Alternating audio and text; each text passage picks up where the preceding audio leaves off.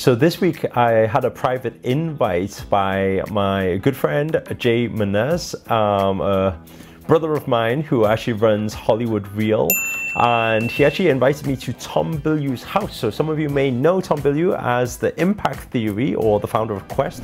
Okay guys, we're here right now behind the scenes in Tom Bilyeu's house. Top secret. We've got Simon Sinek coming as well. It's going to be amazing, but we need to go. And so it was a real nice privilege to actually be there. I want to say a big thank you to Jay if he's watching this video right now.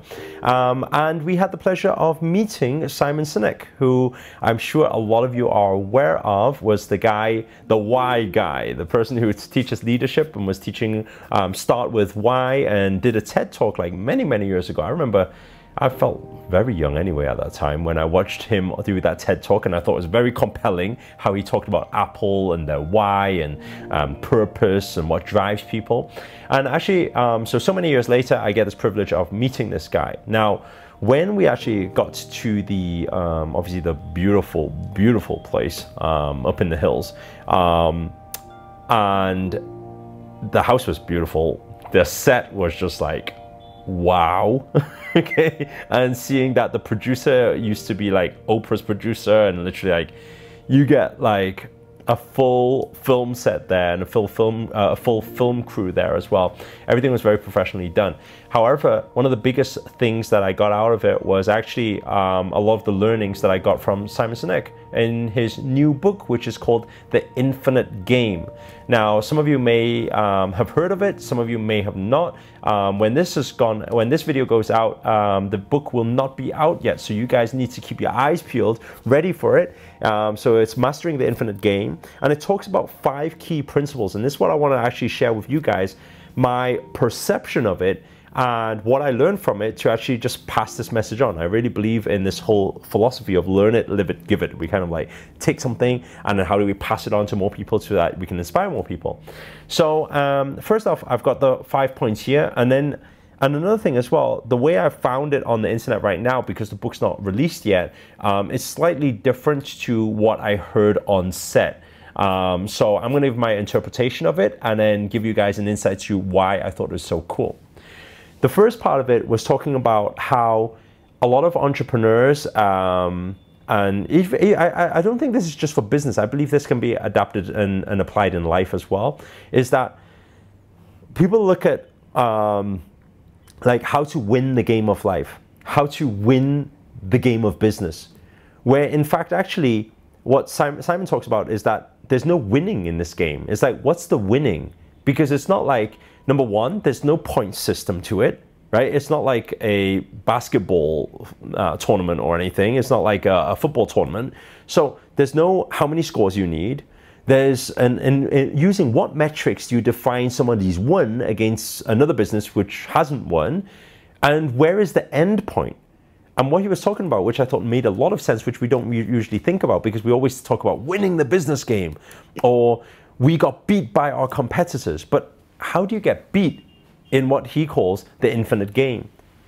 Because the game of business is how to play not even the long game, but for the forever game. Because we don't go into business to say, hey, okay, in a month later, I'm going to win the game, or what is the criteria to win in the game? And he says, when we start thinking a different way, instead of trying to beat our competitors and trying to win the game, right, something profound happens. And this is what a lot of the biggest organizations and corporations, they actually play this game, not to win it, but they play it for a different reason. And this is what kind of is covered in these 5 points that he covers inside the book. And so I'm just going to give you a brief about it. The first part, the number 1, is called the just cause.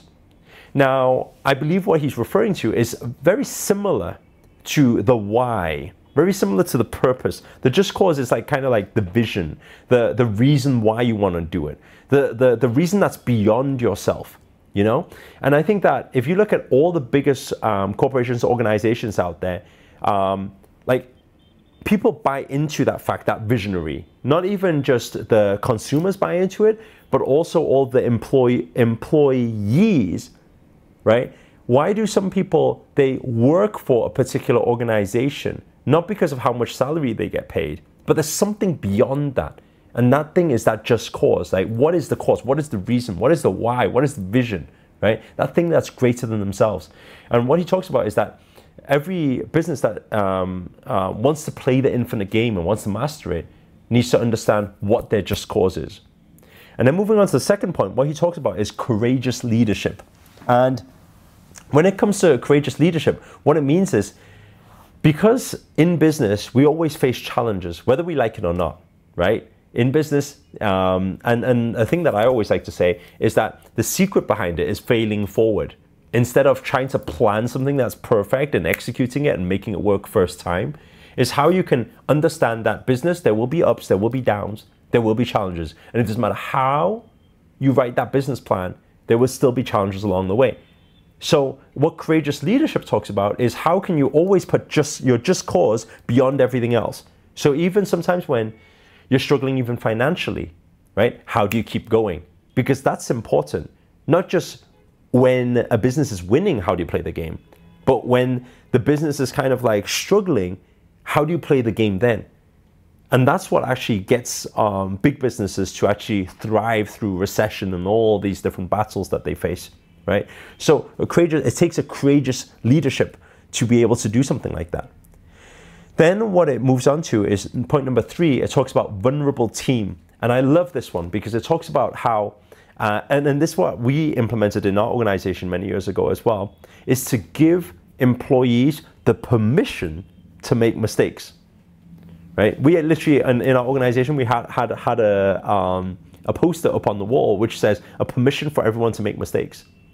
And it's so important because think of it, as a boss, as an employer, as a leader, how many a time when something goes wrong and we say, who did this? What happened here? And somebody, and one person says, no, I didn't do it. I didn't do it. I didn't do it. I didn't do it. And it's like, okay, all 6 of us is in the room, but everybody's denying it and saying nobody did it. And the reason behind that is not because it's their fault.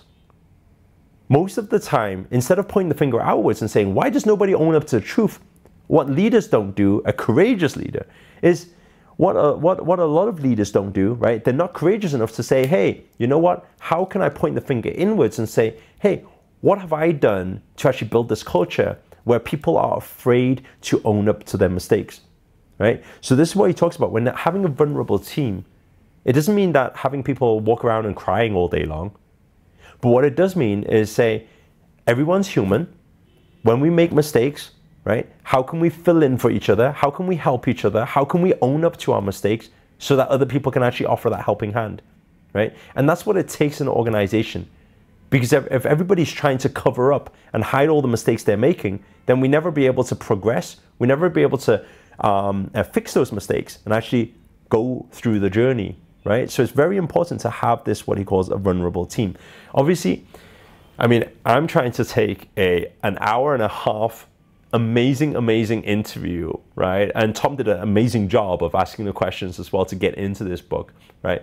I'm trying to take that and sum it all up within like, what, 5-10 minutes or something like that. So there's a lot more to it. I highly recommend you guys keep your eyes peeled for when the book comes out and grab the book then, because it is like, when I heard it, I was like, wow, this is amazing.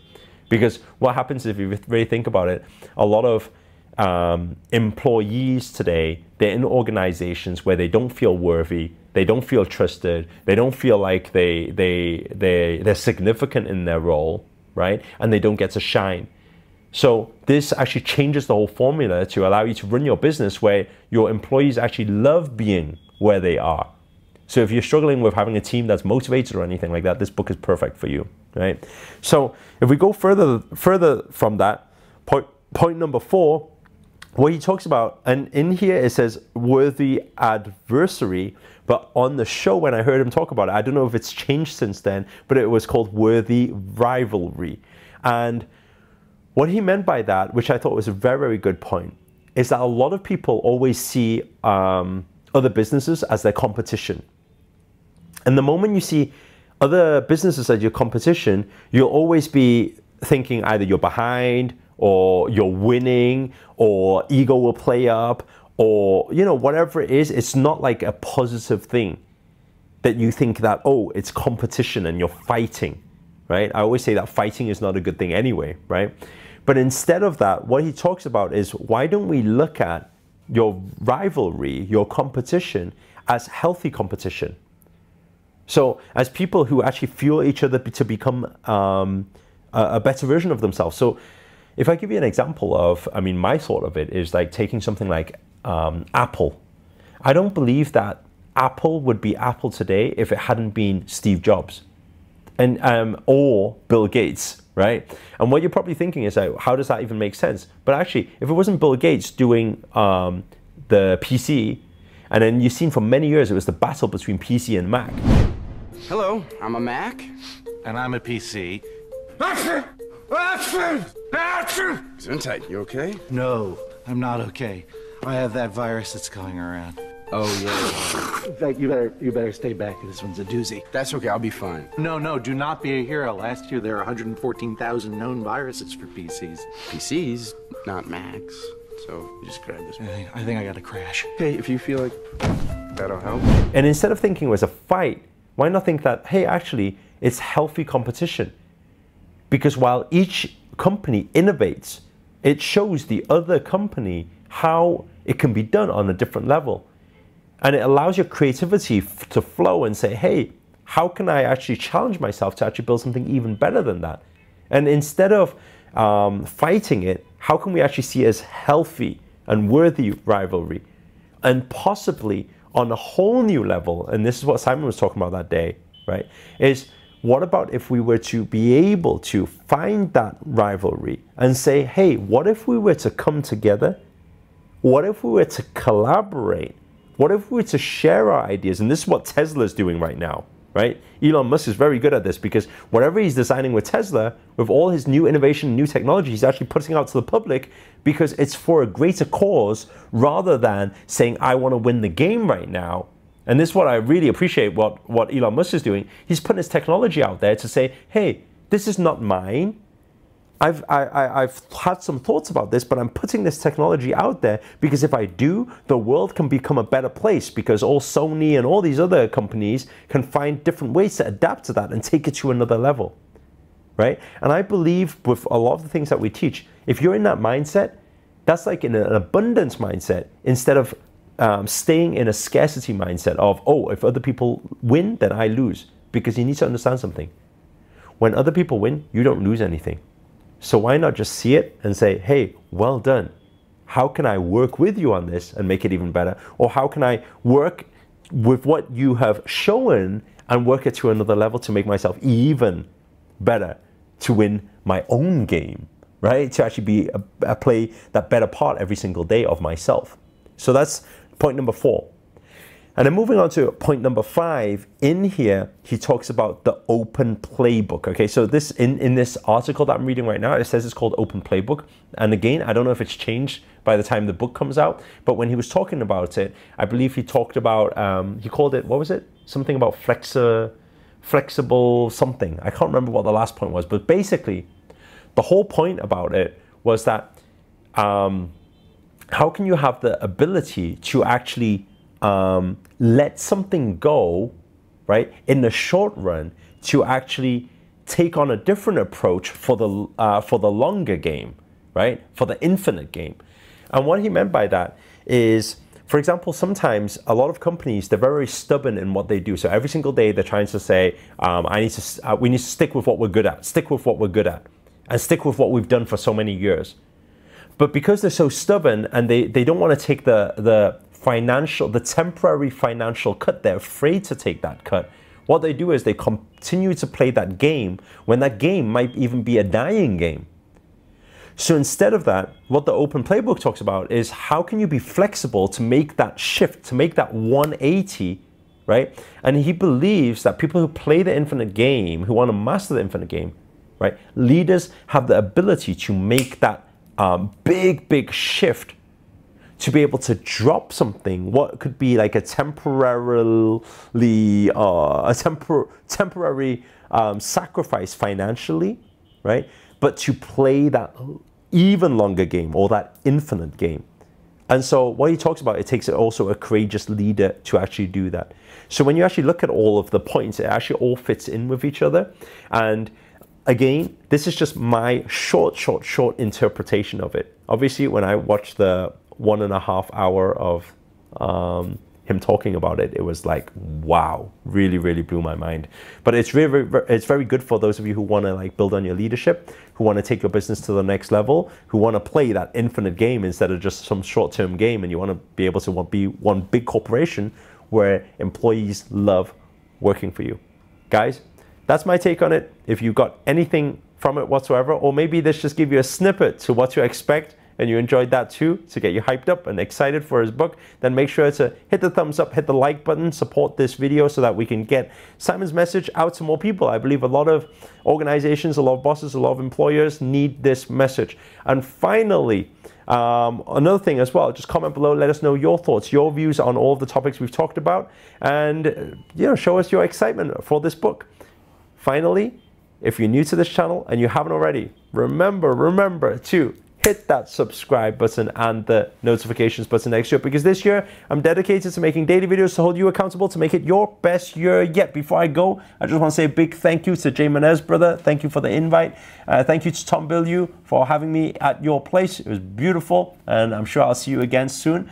And also, Simon, you're amazing. Keep rocking it, and everybody's here to help each other. This is what I think, all influencers, all leaders, all, everyone should just collaborate, make this world a better place instead of looking at each other as competition. How many subscribers you got? How many have I got? Instead of looking at that, why not all thrive together and spread the message of positivity? Guys, I'm done. Signing out. Ciao.